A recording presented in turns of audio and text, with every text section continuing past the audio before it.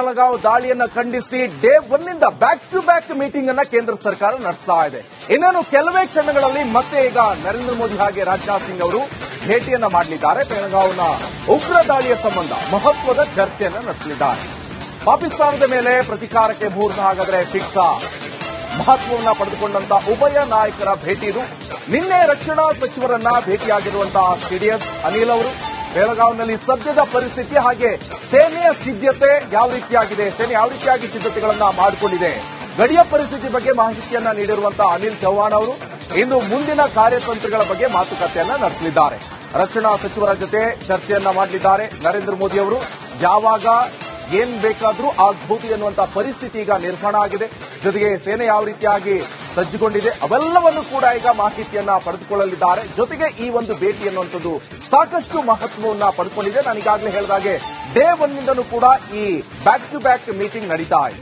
ಒಂದ್ ಕಡೆಯಲ್ಲಿ ಅಮಿತ್ ಶಾ ಇರಬಹುದು, ನರೇಂದ್ರ ಮೋದಿ ಇರಬಹುದು, ರಾಜನಾಥ್ ಸಿಂಗ್ ಇರಬಹುದು, ಇನ್ನೊಂದು ಕಡೆ ರಾಷ್ಟ್ರಪತಿ ಅವರನ್ನು ಕೂಡ ಭೇಟಿ ಮಾಡಿ ಮಾತುಕತೆಯನ್ನು ನಡೆಸ್ತಾ ಇದ್ದಾರೆ. ಜೊತೆಗೆ ಸೇನಾಧಿಕಾರಿಗಳನ್ನು ಕೂಡ ಈಗಾಗಲೇ ಮಾತುಕತೆಯನ್ನ ನಡೆಸಲಾಯಿತು. ಜೊತೆಗೆ ಯಾವ ರೀತಿಯಾಗಿ ಈಗಾಗಲೇ ಸೇನೆ ಯಾವ ರೀತಿಯಾಗಿ ಸಿದ್ಧತೆಗಳನ್ನ ಮಾಡಿಕೊಂಡಿದೆ, ಜೊತೆಗೆ ಈಗಾಗಲೇ ಕಾಶ್ಮೀರದಲ್ಲೂ ಸಾಕಷ್ಟು ಬೆಳವಣಿಗೆಗಳು ನಡೀತಾ ಇರೋದನ್ನು ನಾವು ಕೂಡ ಗಮನಿಸ್ತಾ ಇದ್ವಿ. ಒಂದ್ ಕಡೆ ಬಂಕರ್ ಅನ್ನು ಕೂಡ ಕ್ಲೀನ್ ಮಾಡಲಾಗ್ತಾ ಇದೆ. ಜೊತೆಗೆ ಇನ್ನೊಂದು ಕಡೆಯಲ್ಲಿ ಹಾಸ್ಪಿಟಲ್ ಕೂಡ ಎಲ್ಲ ಸಿದ್ಧತೆಗಳನ್ನ ಮಾಡಿಕೊಳ್ಳಲಾಗಿದೆ. 24/7 ಎಲ್ಲ ಸಿದ್ಧತೆಗಳನ್ನ ಮಾಡಿಕೊಳ್ಳುವಂತ ನಿಟ್ಟಿನಲ್ಲೂ ಕೂಡ ಈಗಾಗಲೇ ಸೂಚನೆ ಕೊಡಲಾಗಿದೆ. ಮೋದಿ ಭೇಟಿಗೆ ಆಗಮಿಸಿದ್ದಾರೆ ರಾಜನಾಥ್ ಸಿಂಗ್ ಅವರು, ಪ್ರಧಾನಿ ನಿವಾಸಕ್ಕೆ ಆಗಮಿಸಿದ್ದಾರೆ ರಕ್ಷಣಾ ಸಚಿವ ರಾಜನಾಥ್ ಸಿಂಗ್ ಅವರು. ಮೋದಿ ಭೇಟಿಗೆ ಈಗಾಗಲೇ ಆಗಮಿಸಿದ್ದಾರೆ ರಾಜನಾಥ್ ಸಿಂಗ್ ಅಂತ ಗೊತ್ತಾಗ್ತಾ ಇದೆ. ಈಗಾಗಲೇ ಹೇಳ್ತಾ ಇದ್ವಿ ನಾವು, ಯಾವಾಗ ಬೇಕಾದ್ರೂ ಏನ್ ಬೇಕಾದ್ರೂ ಆಗಬಹುದು, ಪೂರ್ಣ ಪ್ರಮಾಣದ ಯುದ್ಧ ಘೋಷಣೆ ಕೂಡ ಆಗಬಹುದು. ಸಾಕಷ್ಟು ಚರ್ಚೆಗಳು ಕೂಡ ನಡೀತಾ ಇದೆ. ಜೊತೆಗೆ ಜಮ್ಮು ಕಾಶ್ಮೀರದಲ್ಲೂ ಕೂಡ ಸಾಕಷ್ಟು ಬೆಳವಣಿಗೆ ಕೂಡ ನಡೀತಾ ಇರುವಂತದ್ದು. ಜೊತೆಗೆ ಪಾಕಿಸ್ತಾನದ ವಿರುದ್ಧ ಇಡೀ ದೇಶವೇ ಕೆಂಡ ಕಾರ್ತಾ ಇದೆ. ನಮಗೆ ಪ್ರತ್ಯುತ್ತರ ಬೇಕೇ ಬೇಕು. ಮೋದಿ ಭೇಟಿಗೆ ಆಗಮಿಸಿದ್ದಾರೆ ರಾಜನಾಥ್ ಸಿಂಗ್ ಅಂತ ಗೊತ್ತಾಗ್ತಾ ಇದೆ. ಪ್ರಧಾನಿ ನಿವಾಸಕ್ಕೆ ಆಗಮಿಸಿದ್ದಾರೆ ರಕ್ಷಣಾ ಸಚಿವ ರಾಜನಾಥ್ ಸಿಂಗ್ ಅವರು. ಜೊತೆಗೆ ಇನ್ನೇನು ಕೆಲವೇ ಕ್ಷಣಗಳಲ್ಲಿ ನೋಡಿ, ಈಗಾಗಲೇ ನಾನು ಹೇಳ್ತಾ ಇದ್ದೆ ಗಡಿ ಪರಿಸ್ಥಿತಿ ಯಾವ ರೀತಿಯಾಗಿದೆ ಅದರ ಬಗ್ಗೆ ಮಾಹಿತಿಯನ್ನ ಹಂಚಿಕೊಳ್ಳಿದ್ದಾರೆ ಅನಿಲ್ ಚೌಹಾಣ್ ಅವರು. ಈ ಬಗ್ಗೆ ಮಾಹಿತಿಯನ್ನು ಕೊಡ್ತಾರೆ ನನ್ನ ಕಲೀಗ್ ಚಂದ್ರಶೇಖರ್, ನೇರ ಸಂಪರ್ಕದಲ್ಲಿ ಜಾಯ್ನ್ ಆಗಿದ್ದಾರೆ. ಚಂದ್ರಶೇಖರ್, ಈ ಮೀಟಿಂಗ್ ಎನ್ನುವಂಥದ್ದು ಎಷ್ಟು ಮಹತ್ವವನ್ನ ಪಡ್ಕೊಂಡಿದೆ, ಎಷ್ಟೊತ್ತಿಗೆ ನಡೆಯುತ್ತೆ?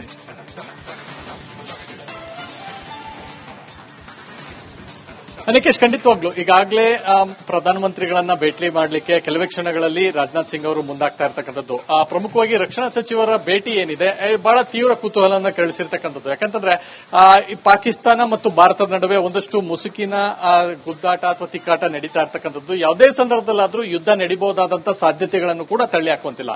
ಇಂತಹ ಸಂದರ್ಭದಲ್ಲಿ ಪ್ರಧಾನಮಂತ್ರಿಗಳನ್ನ ರಕ್ಷಣಾ ಸಚಿವರು ಭೇಟಿಯಾಗ್ತಾರೆ ಅಂದ್ರೆ ಸಹಜವಾಗಿ ಸಾರ್ವಜನಿಕರಿಗಷ್ಟೇ ಅಲ್ಲ, ನೆರೆಯ ಪಾಕಿಸ್ತಾನಕ್ಕೂ ಕೂಡ ಬಹಳ ದೊಡ್ಡ ಮಟ್ಟದಲ್ಲಿ ಆತಂಕ ಕೂಡ ಕಾರಣವಾಗ್ತಾ ಇರ್ತಕ್ಕಂಥದ್ದು. ಯಾಕಂದ್ರೆ ಏನು ಪಹಲ್ಗಾಂವ್ನಲ್ಲಿ ಈಗಾಗಲೇ ರಕ್ಷಣಾ ಇಲಾಖೆಯಿಂದ ಬಹಳಷ್ಟು ಮಹತ್ವದ ಮಾಹಿತಿಗಳನ್ನು ಕೂಡ ಕಲೆ ಹಾಕಲಾಗಿರ್ತಕ್ಕಂಥದ್ದು. ಅದರ ಜೊತೆಯಲ್ಲಿ ಭಯೋತ್ಪಾದಕರಿಗೆ ಯಾರೆಲ್ಲ ಬೆಂಬಲವನ್ನು ಕೊಡ್ತಾ ಇದ್ರು ಅವರ ನಿವಾಸಗಳನ್ನು ಕೂಡ ಈಗಾಗಲೇ ಉಡಿಸ್ ಮಾಡಿರ್ತಕ್ಕಂಥದ್ದು. ಈ ಘಟನೆಯ ಬೆನ್ನಲ್ಲೇ ಒಂದಷ್ಟು ಮಾಹಿತಿಗಳನ್ನ ಕಲೆ ಹಾಕುವಂತ ನಿಟ್ಟಿನಲ್ಲಿ ಏನು ಆರ್ಮಿ ಅಥವಾ ಬಿಎಸ್ಎಫ್ ನಲ್ಲಿಂದ ಒಂದಷ್ಟು ಮಾಹಿತಿಗಳನ್ನು ಕೂಡ ಕಲೆ ಹಾಕಿರ್ತಕ್ಕಂಥದ್ದು ಮತ್ತು ಅಲ್ಲಿ ಪರಿಸ್ಥಿತಿ ಯಾವ ರೀತಿ ಇದೆ ಅನ್ನುವಂತಹ ಒಂದಷ್ಟು ಮಾಹಿತಿಗಳನ್ನು ಕೂಡ ಕಲೆ ಹಾಕಿರ್ತಕ್ಕಂಥದ್ದು. ಈ ಎಲ್ಲ ಮಾಹಿತಿಯನ್ನ ರಕ್ಷಣಾ ಸಚಿವರಿಗೆ ನಿನ್ನೆ ಸೇನೆಯ ಮುಖ್ಯಸ್ಥರು ಕೂಡ ಕೊಟ್ಟಿರ್ತಕ್ಕಂಥದ್ದು. ಈಗಾಗಲೇ ಅನಿಲ್ ಅವರು ಕೂಡ ಏನು ರಾಜನಾಥ್ ಸಿಂಗ್ ಅವರನ್ನ ಭೇಟಿಯಾಗಿದ್ರು. ಅದಾದ ಬಳಿಕ ಈಗ ಪ್ರಧಾನಮಂತ್ರಿಗಳಿಗೆ ಒಂದಷ್ಟು ಮಾಹಿತಿಯನ್ನು ಕೊಡಲಿಕ್ಕೆ ಈಗ ರಕ್ಷಣಾ ಸಚಿವರು ಮುಂದಾಗ್ತಾ ಇರ್ತಕ್ಕಂಥದ್ದು. ಕೆಲವೇ ನಿಮಿಷಗಳಲ್ಲಿ ಅಥವಾ ಕೆಲವೇ ಗಂಟೆಗಳಲ್ಲಿ ಪ್ರಧಾನಮಂತ್ರಿಗಳನ್ನ ಭೇಟಿಯಾಗಿ ಪರಿಸ್ಥಿತಿ ಯಾವ ರೀತಿ ಇದೆ ಮತ್ತು ಬಾರ್ಡರ್ ಅಲ್ಲಿ ಏನೆಲ್ಲ ರಕ್ಷಣಾ ಕ್ರಮಗಳನ್ನು ತೆಗೆದುಕೊಳ್ಬೇಕು ಮತ್ತು ಏನೆಲ್ಲ ತೆಗೆದುಕೊಳ್ಳಲಾಗಿದೆ ಅನ್ನುವಂಥ ಒಂದಷ್ಟು ಮಾಹಿತಿಗಳನ್ನ ನೀಡುವಂತ ಕೆಲಸಕ್ಕೆ ಈಗ ರಾಜನಾಥ್ ಸಿಂಗ್ ಅವರು ಮುಂದಾಗ್ತಾ ಇರ್ತಕ್ಕಂಥದ್ದು. ಸೊ ಹೀಗಾಗಿ ಇದು ಬಹಳ ಮಹತ್ವದ ಮತ್ತು ಕುತೂಹಲ. ಯಾಕಂದ್ರೆ ಮುಂದೆ ಯುದ್ಧ ಮಾಡಬೇಕಾ ಅಥವಾ ಏನೆಲ್ಲ ಪರಿಸ್ಥಿತಿ ಇದೆ ಮತ್ತು ಯಾವ ರೀತಿಯಾದಂತಹ ನಿಯಂತ್ರಣವನ್ನು ಸಾಧಿಸಬಹುದು ಮತ್ತೆ ಪಾಕಿಸ್ತಾನದ ಗಡಿಯಲ್ಲಿ ಯಾವ ರೀತಿಯಾದಂತಹ ಪರಿಸ್ಥಿತಿ ಇದೆ, ಈ ಎಲ್ಲಾ ಮಾಹಿತಿಗಳನ್ನ ರಕ್ಷಣಾ ಸಚಿವರು ಪ್ರಧಾನಮಂತ್ರಿಗಳಿಗೆ ಕೊಡಲಿದ್ದಾರೆ. ಸೊ ಹೀಗಾಗಿ ಏನೆಲ್ಲ ಇದೆ ಮತ್ತು ವಾಸ್ತವಿಕವಾಗಿ ಏನೆಲ್ಲ ಅಂಶಗಳಿದೆ ಅನ್ನುವಂಥ ಮಾಹಿತಿಯನ್ನ ಕೊಡಲಿದ್ದಾರೆ. Okay, thank you. ಚಿಕ್ಕಬೆಳಗಾವಿ ದಾಳಿಯನ್ನ ಖಂಡಿಸಿ ಡೇ ಒನ್ನಿಂದ ಬ್ಯಾಕ್ ಟು ಬ್ಯಾಕ್ ಮೀಟಿಂಗ್ ಅನ್ನ ಕೇಂದ್ರ ಸರ್ಕಾರ ನಡೆಸ್ತಾ ಇದೆ.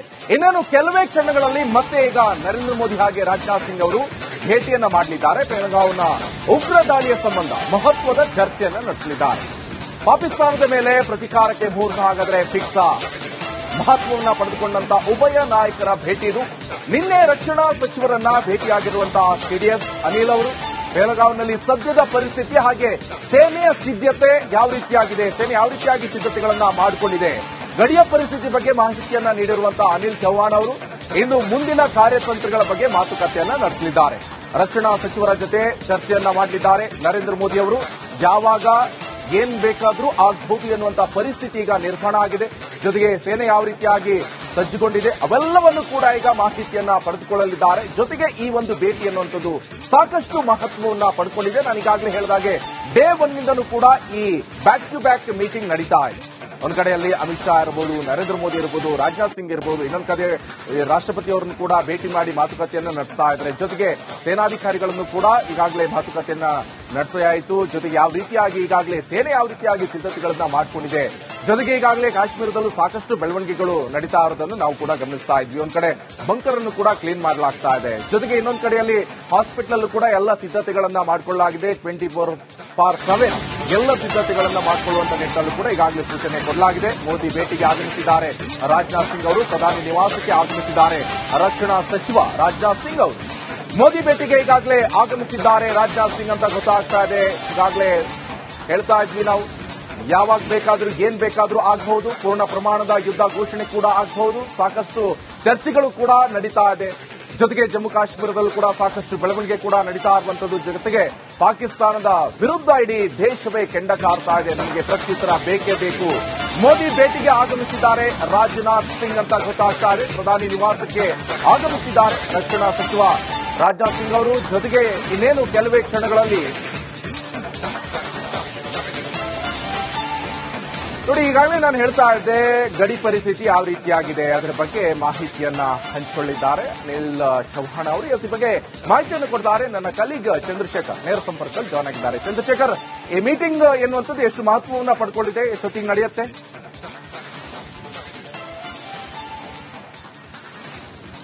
ಅನಿಕೇಶ್, ಖಂಡಿತವಾಗ್ಲು ಈಗಾಗಲೇ ಪ್ರಧಾನಮಂತ್ರಿಗಳನ್ನ ಭೇಟಿ ಮಾಡಲಿಕ್ಕೆ ಕೆಲವೇ ಕ್ಷಣಗಳಲ್ಲಿ ರಾಜನಾಥ್ ಸಿಂಗ್ ಅವರು ಮುಂದಾಗ್ತಾ ಇರತಕ್ಕಂಥದ್ದು.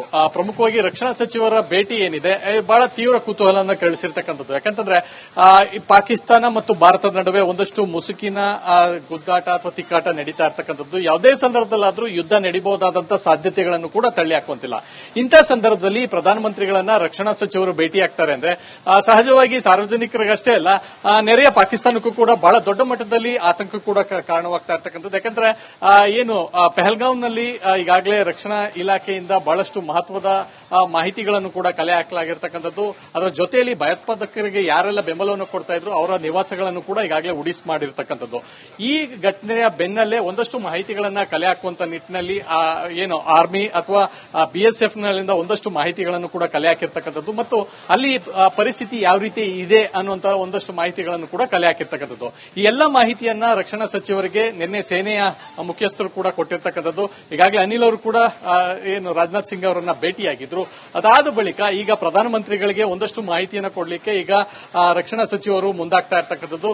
ಕೆಲವೇ ನಿಮಿಷಗಳಲ್ಲಿ ಅಥವಾ ಕೆಲವೇ ಗಂಟೆಗಳಲ್ಲಿ ಪ್ರಧಾನಮಂತ್ರಿಗಳನ್ನ ಭೇಟಿಯಾಗಿ ಪರಿಸ್ಥಿತಿ ಯಾವ ರೀತಿ ಇದೆ ಮತ್ತು ಬಾರ್ಡರ್ ಅಲ್ಲಿ ಏನೆಲ್ಲ ರಕ್ಷಣಾ ಕ್ರಮಗಳನ್ನು ತೆಗೆದುಕೊಳ್ಬೇಕು ಮತ್ತು ಏನೆಲ್ಲ ತೆಗೆದುಕೊಳ್ಳಲಾಗಿದೆ ಅನ್ನುವಂತ ಒಂದಷ್ಟು ಮಾಹಿತಿಗಳನ್ನ ನೀಡುವಂತ ಕೆಲಸಕ್ಕೆ ಈಗ ರಾಜನಾಥ್ ಸಿಂಗ್ ಅವರು ಮುಂದಾಗ್ತಾ ಇರ್ತಕ್ಕಂಥದ್ದು. ಸೊ ಹೀಗಾಗಿ ಇದು ಬಹಳ ಮಹತ್ವದ ಮತ್ತು ಕುತೂಹಲ. ಯಾಕಂದ್ರೆ ಮುಂದೆ ಯುದ್ಧ ಮಾಡಬೇಕಾ ಅಥವಾ ಏನೆಲ್ಲ ಪರಿಸ್ಥಿತಿ ಇದೆ ಮತ್ತು ಯಾವ ರೀತಿಯಾದಂತಹ ನಿಯಂತ್ರಣವನ್ನು ಸಾಧಿಸಬಹುದು ಮತ್ತೆ ಪಾಕಿಸ್ತಾನದ ಗಡಿಯಲ್ಲಿ ಯಾವ ರೀತಿಯಾದಂತಹ ಪರಿಸ್ಥಿತಿ ಇದೆ, ಈ ಎಲ್ಲಾ ಮಾಹಿತಿಗಳನ್ನ ರಕ್ಷಣಾ ಸಚಿವರು ಪ್ರಧಾನಮಂತ್ರಿಗಳಿಗೆ ಕೊಡಲಿದ್ದಾರೆ. ಸೊ ಹೀಗಾಗಿ ಏನೆಲ್ಲ ಇದೆ ಮತ್ತು ವಾಸ್ತವಿಕವಾಗಿ ಏನೆಲ್ಲ ಅಂಶಗಳಿದೆ ಅನ್ನುವಂಥ ಮಾಹಿತಿಯನ್ನ ಕೊಡಲಿದ್ದಾರೆ. ಓಕೆ, ಥ್ಯಾಂಕ್ ಯು ಚಂದ್ರು, ನಿಮ್ಮೆಲ್ಲ ಮಾಹಿತಿ.